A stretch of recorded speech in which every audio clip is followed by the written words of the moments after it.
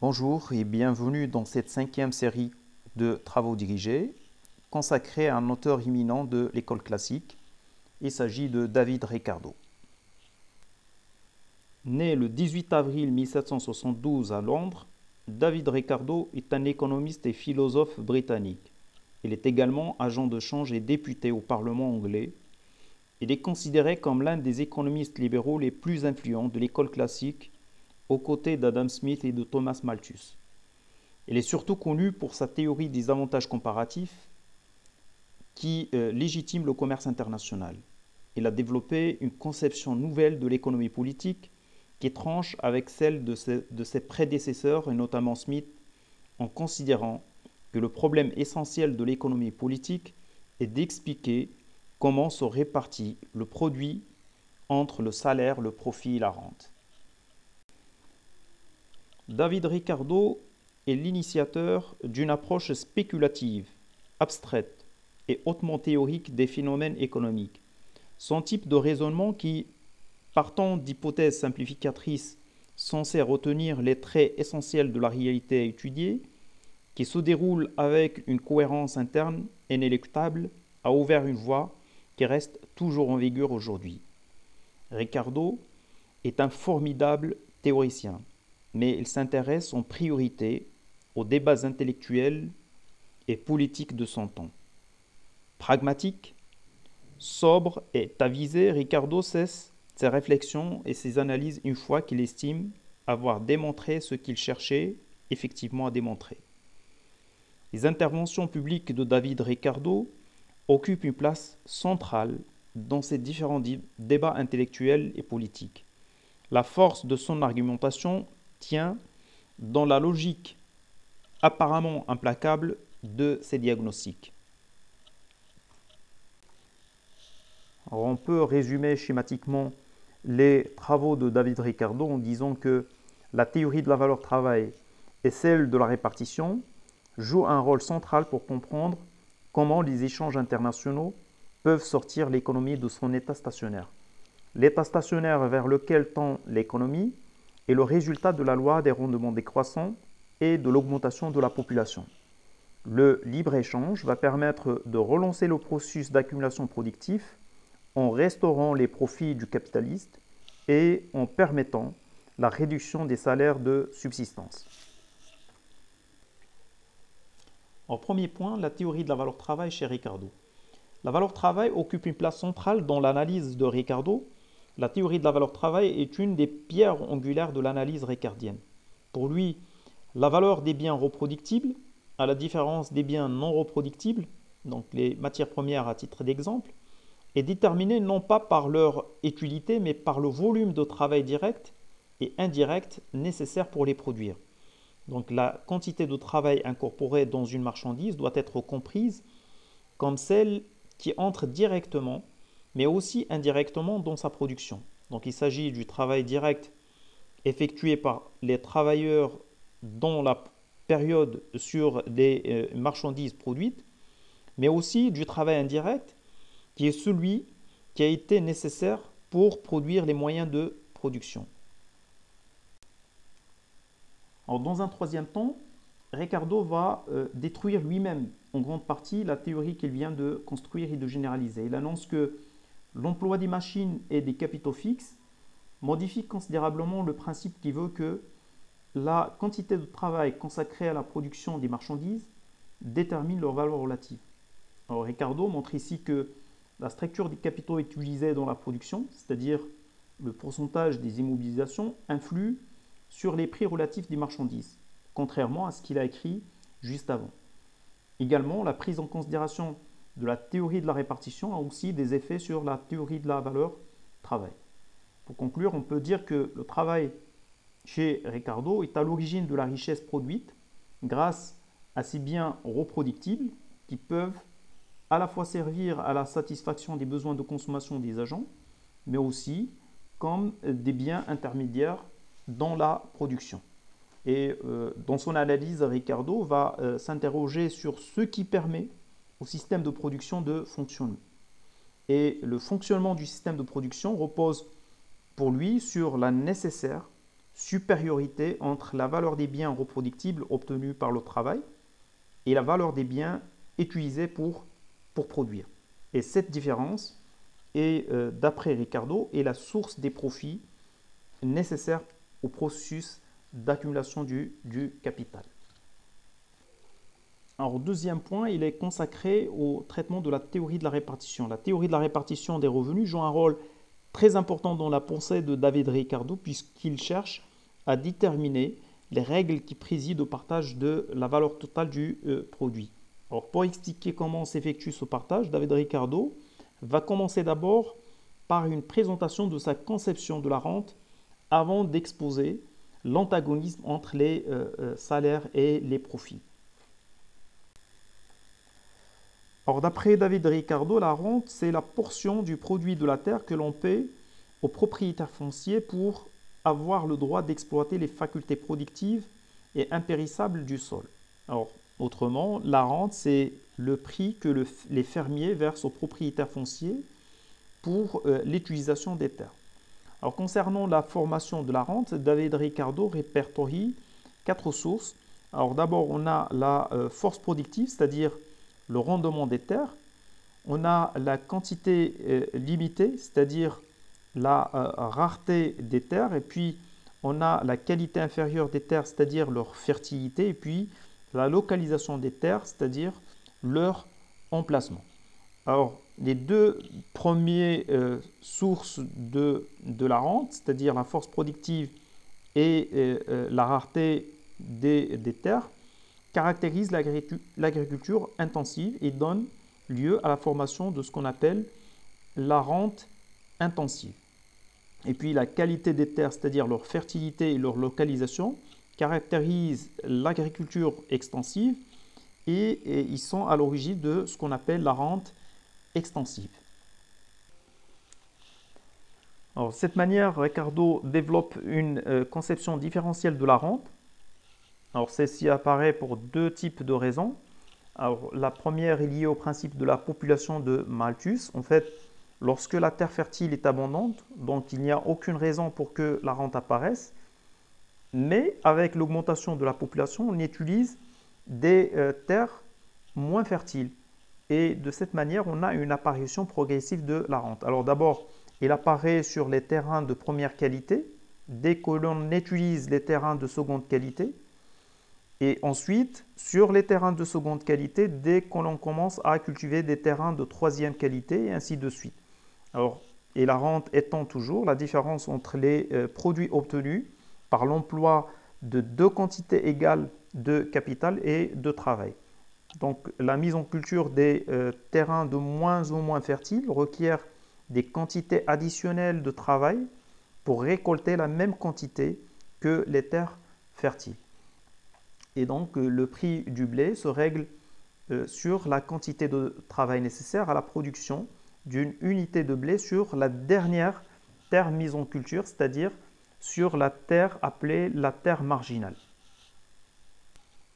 Alors, la terre marginale ne donne pas lieu au paiement de la rente, mais par contre, sur les autres terres de meilleure qualité apparaît une rente que l'on qualifiait de différentielle parce qu'il provient de la différence de coût de production entre la terre marginale, c'est-à-dire la terre la moins fertile, et les autres terres qui sont plus fertiles. Alors la rente dont il s'agit ici, c'est la forme extensive de la rente.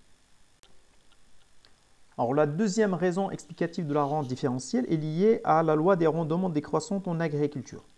Alors la loi des rendements décroissants découle du besoin de cultiver de plus en plus de terres en raison de la croissance des besoins de la population, sachant que chaque unité de terre supplémentaire qui est cultivée a un rendement moindre par rapport à la précédente. Donc les terres sont en effet de moins en moins fertiles et les prix des biens alimentaires augmentent en rythme inverse des rendements qui décroissent pour chaque nouvelle terre mise en culture.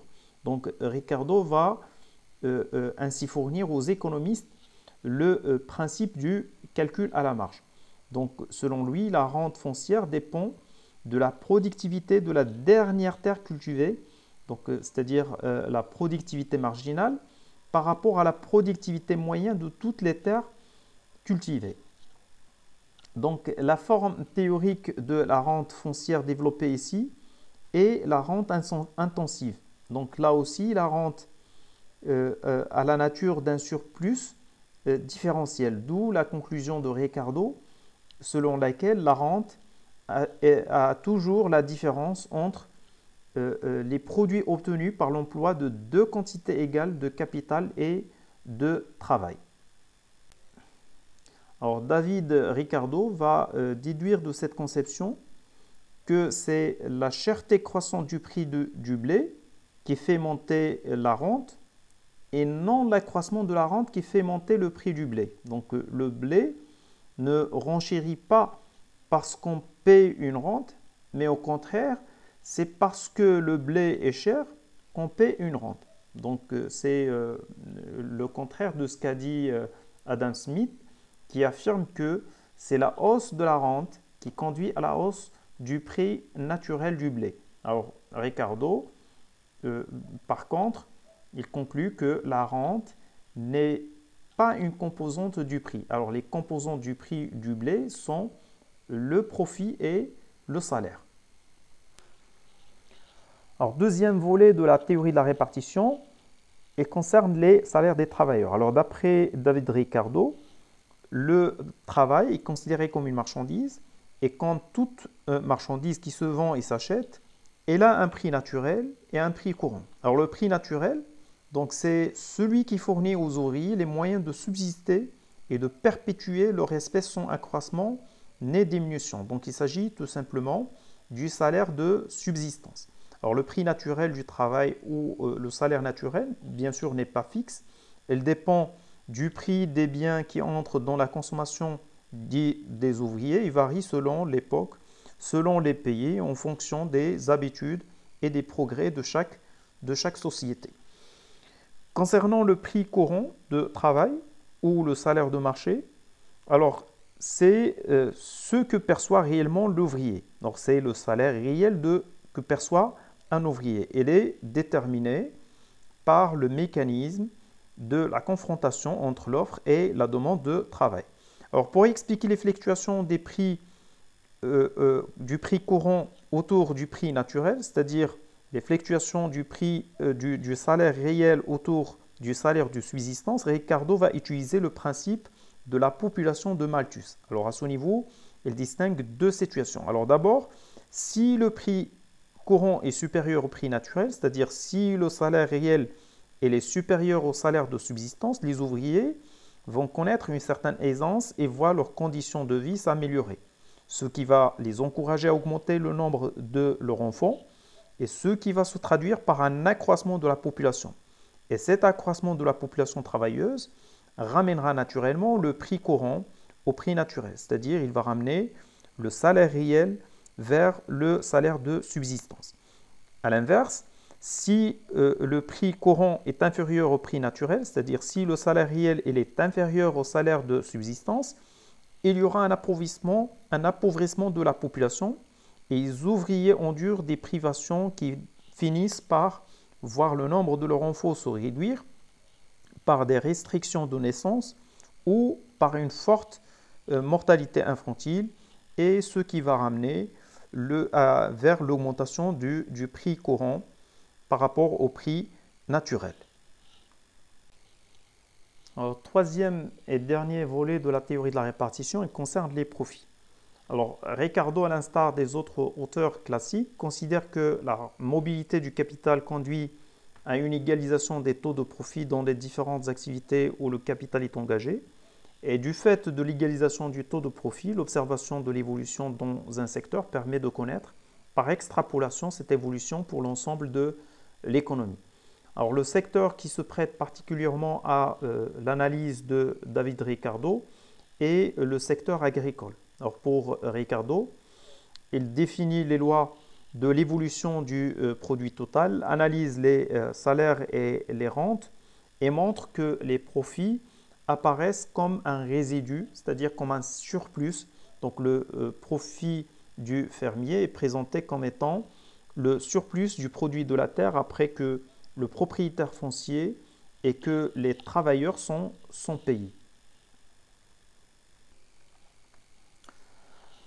Alors, de cette manière, le profit est conçu comme étant un résidu, c'est-à-dire ce qui reste une fois que les salaires et les autres frais que nécessite la production ont été payés.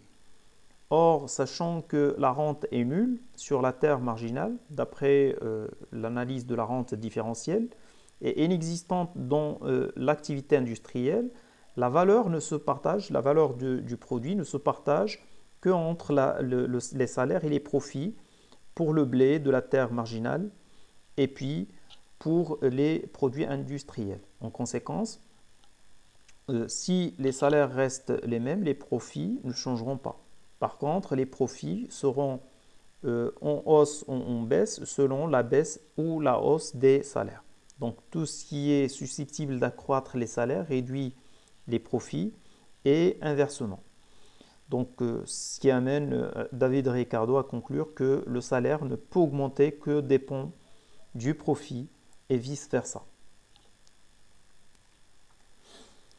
Alors l'accumulation productive dépend de la capacité de l'économie à générer des profits qui seront investis dans l'appareil productif, c'est-à-dire dans les machines. Or, ces profits sont déterminés par la possibilité pour le capitaliste de vendre des biens reproductibles à un prix plus élevé que les salaires de subsistance. Et avec la loi des rendements décroissants qui rend plus chers les biens alimentaires, ces salaires ont tendance à augmenter plus rapidement que les profits, ce qui correspond à une hausse des salaires réels. Donc, la crainte de l'état stationnaire se manifeste alors par l'impossibilité d'accumuler du capital en raison de la hausse des salaires. Pour Ricardo, les rendements décroissants et l'augmentation plus que proportionnelle de la population ne peuvent que conduire vers un ralentissement de l'accumulation du capital en raison de la diminution des profits, ce qui génère ce qu'il appelait l'état stationnaire. Alors, le dernier point de cette séance consacrée à David Ricardo, il y est à la théorie du commerce international ou le libre-échange. Donc, le libre-échange dans le cadre du commerce international va permettre de réduire l'augmentation des prix des biens alimentaires grâce à une spécialisation reposant sur les avantages comparatifs des nations, contrairement aux avantages absolus d'Adam Smith. Donc, le commerce international du blé, par exemple, en augmentant la concurrence et en réduisant le prix des biens alimentaires, va permettre de restaurer le taux de profit et de maintenir le taux de salaire à un niveau plus faible. Cette restauration du taux de profit va permettre de relancer le processus d'accumulation productive en transformant ces profits en investissement. Donc l'ouverture aux échanges représente une grande opportunité pour sortir l'économie de l'état stationnaire dans lequel l'avait conduit la loi des rendements décroissants et la croissance de la population. Alors, on peut résumer la pensée de David Ricardo en partant du principe selon lequel l'augmentation de la population va engendrer une augmentation de la demande des biens alimentaires. Cette augmentation de la demande des biens alimentaires va engendrer une mise en culture de nouvelles terres de moins en moins fertiles, ce qui va ramener les rendements vers la baisse. Donc, on aura des rendements décroissants à cause de l'augmentation de la quantité de travail à mettre sur les terres les moins fertiles. Ceci va ramener les prix du blé vers la hausse et par conséquent, ça va ramener les salaires vers la hausse. Et puisque le produit est partagé entre salaire et profit, ça va ramener les profits vers la baisse.